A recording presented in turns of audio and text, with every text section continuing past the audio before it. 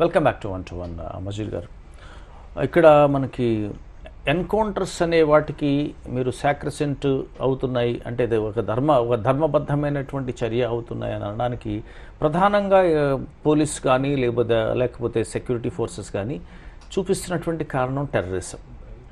So టెర్రరిస్టులు చేసేటువంటి చేష్టలు కూడా చాలా ఎక్కువగా కనిపిస్తున్నాయి. సో కాబట్టి ఈ టెర్రరిజాన్ని అరికట్టడానికి ఒక పోలీసులదే బాధ్యత. Is terrorism limited only to law and order? Is it not political? లేకపోతే దీన్ని టెర్రరిజాన్ని రూపుమాపడానికి కేవలం పోలీసుల ద్వారానే సాధ్యం వద్దా, లేకపోతే అసలు ఎందుకు జరుగుతోంది?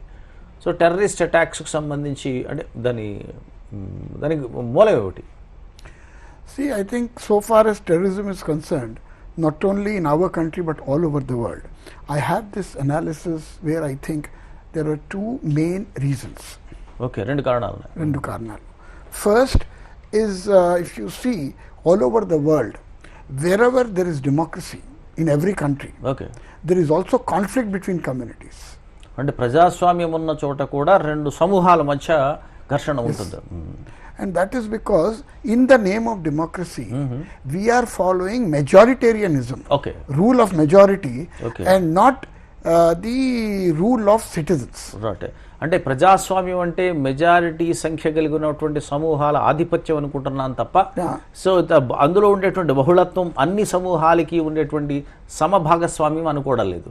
సో కాబట్టి మెజారిటీ వాదం కాస్త మైనారిటీని మీద చూపిస్తోంది. Here what is happening is our political leaders also are trying to exploit this process, okay, where they try to get as many people as possible into one identity. Right, okay. అంటే ఒక చిన్న సమూహాన్ని చూపించి మిగిలిన వాళ్ళందరినీ కూడా మీరందరూ majority కింద వస్తారు అని అనడంలో ఈ వీళ్ళ మీద ఉండేటువంటి ద్వేషాన్ని, politics of hatred you mean to say. So కాబట్టి ఈ ద్వేషానికి రగిలించి ఆ ద్వేషం భావన మీద అందరిని మెజారిటీ కలుపుకుని వాళ్ళ ఓట్ల సంఖ్యను పెంచుకొని ఆ విధంగా అధికారంలోకి రావడానికి ఇది ఉంటుంది. సో దీనికి మనకి ఇప్పుడు విజువల్గా టెర్రరిజానికి ఏమిటి సంబంధం? You see that what happens is wherever you have so what happens in society, the feeling of identity gets strengthened.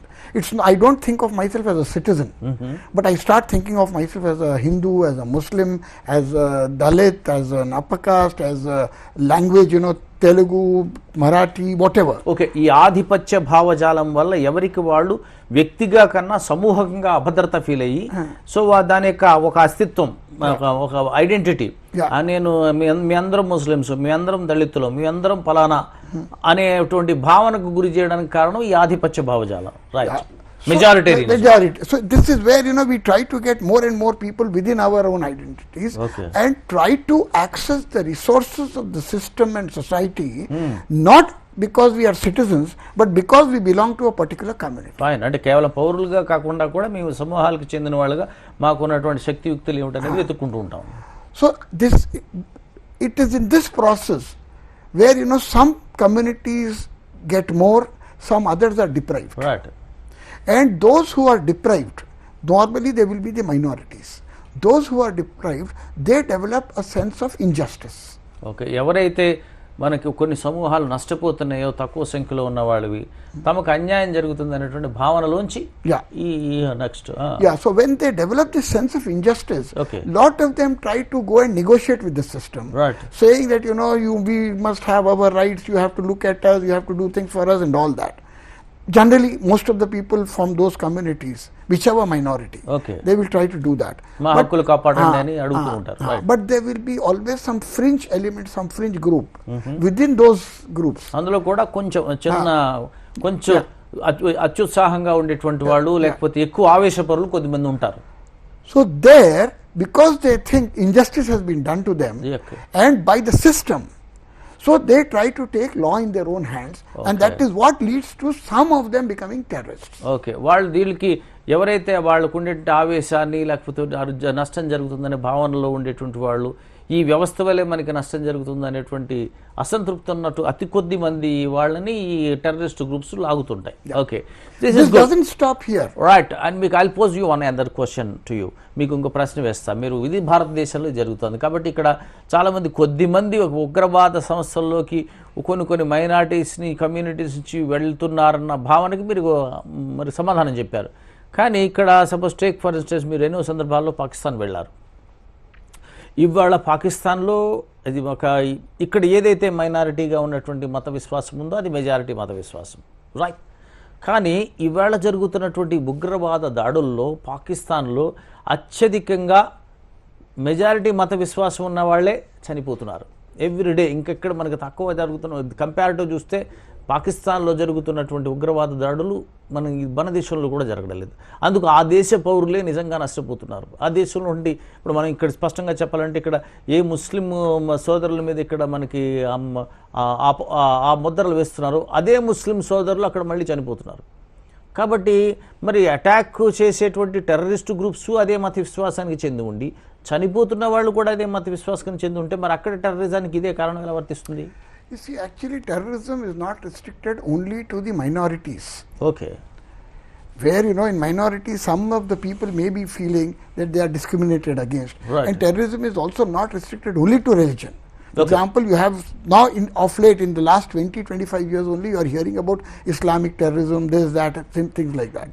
But ఈ 25 ఏళ్ల నుంచి ఈ రకమైన ఇస్లామిక్ వివిధ రకాలైన టెర్రరిజాలు. There has been also Buddhist terrorism. If you look at Sri Lanka, if you look at now Burma, you see there is also శ్రీలంకలో తమిళం నడిచివేసినటువంటి సింహళీయులకు దగ్గరటువంటి so బౌద్ధ మత ఉగ్రవాదం ఉంది. Christian terrorism, there have been so many Hindu terrorism, all that. Right. You see, the thing is, even within the majority community also, there will be some groups which think that the others who belong to the minority, they don't have the right to be there.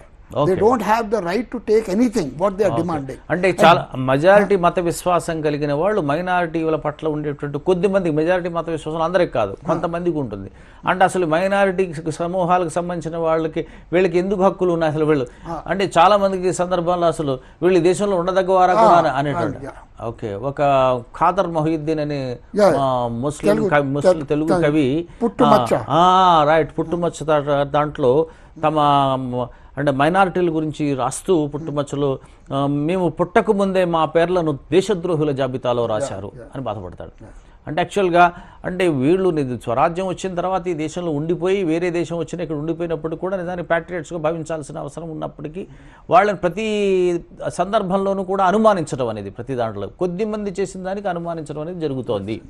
So right, okay. ఇంకా మీరు there are other forms of Hindu మనకి majoritarian సంబంధించినటువంటి మీ దానికి ఒక మతానికి ఉగ్రవాదానికి మధ్యలో యాక్చువల్గా Chidambaram home మినిస్టర్గా ఉండేటప్పుడు ఒక పదం కూడా వాడేశాడు. దాని మీద చాలా తీవ్రమైనటువంటి విమర్శలు కూడా వచ్చాయి.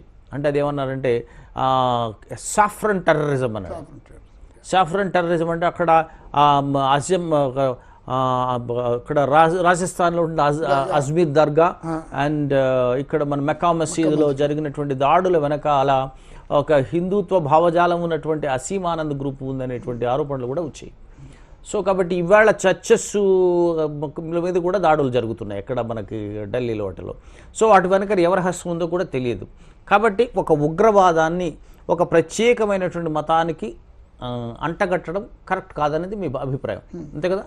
సో కాబట్టి ఎనీ రిలీజియన్ ఒక టెర్రరిజం అనేది ఉంటుంది. అంటే షార్ట్ కట్లో తమ ఆగ్రహాన్ని వ్యక్తం చేసి మొత్తం వ్యవస్థనంతా కూడా గుప్పెట్లోకి తీసుకుని చట్టాన్ని గుప్పెట్లోకి తీసుకుని ఆడుకుందాం అనేటువంటిది. ఇప్పుడు ఉదాహరణకు ఐఎస్ఐఎస్ మన ఇరాక్లో ఉన్నటువంటి ఐఎస్ఐఎస్ చేస్తున్నటువంటి చాలా కిరాతకమైనటువంటి చర్యలకు పాల్పడుతోంది. ఏకంగా జర్నలిస్టులని మన పీకలు తెగనరికేటువంటి అంశం ఉంటుంది. కాబట్టి so terrorism is enemy to the humanity, అవునా కాదా? ఉగ్రవాదం అనేది మానవత్వానికి మానవాళికి శత్రువు. Do you accept with this statement? Yes and no. Yes, okay. Why yes and why no? Why?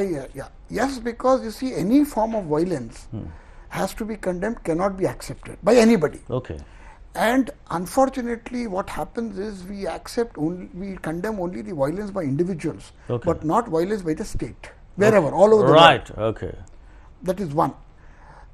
అంటే వ్యక్తులు చేసేటువంటి హింసనే చూపిస్తారు కానీ ఒక రాజ్యము లేదా ఒక ప్రభుత్వం చేసేటువంటి హింసని ఎక్కడా కూడా తప్పు పట్టరు, చూపించట్లేదు. we endorse it actually. అది ఆ ప్రభుత్వం చేసేది ప్రభుత్వం చేయడానికి దానికి హక్కు ఉంది, ప్రభుత్వం కాబట్టి చేస్తుంది, ప్రభుత్వం చేయాల్సిందే అనేటువంటి భావనలో Like for example, this encounter taken as instant justice, good, they were killed. ఎందుకంటే ఉగ్రవాదులను తీసి పారేశారు, హతం చేశారు, దుష్ట శిక్షణ జరిగింది అనేటువంటి దాంట్లో భావనలో ఇది తక్షణ న్యాయం ఇచ్చారనే భావనలో ఉన్నారు. But then also history shows that everybody who's taken up and declared as a criminal need not necessarily turn out to be criminal. Because I'll give you one recent example of Hyderabad. There was this in November. We have in Hyderabad, perhaps our audience, whether they are aware or not, there are about over 2,000 refugees from 12 countries residing in Hyderabad. అంటే 2,000 మంది శరణార్థులు Hyderabad 12 countries. And a lot of them are from Burma, because lot of problem is happening. Myanmar నుంచి వచ్చినట్టు శరణార్థులు ఎక్కువ ఉన్నారు. Now Myanmar. So now, in November, one of those refugees was picked up by the NIA, saying that he is involved in some bomb blast or something. And he was taken by NIA, interrogation and all that. NIA వాళ్ళు తీసుకెళ్ళి interrogate చేశారు. Last week, NIA said there is no evidence against him. He is not involved. We are leaving him. ఈ శరణార్థుడు ఎవరినైతే తీసుకొచ్చామో ఆ శరణార్థుడు ఎలాంటి నేరారోపణ రుజువు కాలేదు కాబట్టి వదిలిపెట్టేస్తారు. But in these 3.5 months, see this more than 2,000 refugees who are here in Hyderabad. Everybody got stereotyped. Everybody got ఒక Burma శరణార్థుడు మీద వచ్చినటువంటి ఆరోపణ, అతను ఉగ్రవాద చర్యలో పాల్గొన్నాడనేటువంటి ఆరోపణ మీద విచారించగా 3 నెలల పాటు విచారించగా అతను కాదని తేలినప్పటికీ కూడా జరిగినటువంటి అన్యాయం ఏమిటి అంటే ఆ ఒక్కడనే కాదు, అక్కడ ఉండేటువంటి బర్మా, ఇక్కడ ఉన్నటువంటి 2,000 మంది బర్మా శరణార్థులను కూడా నేరస్తులుగా చూడడం అనేటువంటి భావన జరిగింది. అదేవిధంగా ఎవరో కొద్ది మంది ఆ మతానికి సంబంధించినటువంటి వ్యక్తులు ఉగ్రవాద చర్యలకు పాల్పడ్డారని మొత్తం ఆ మతంలో ఉండేటువంటి మొత్తం మతస్థులందరినీ కూడా ఉగ్రవాదులుగా చూసేటువంటి మనస్తత్వం ఈ వ్యవస్థలో ఉందా? చిన్న బ్రేక్ తర్వాత చూద్దాం.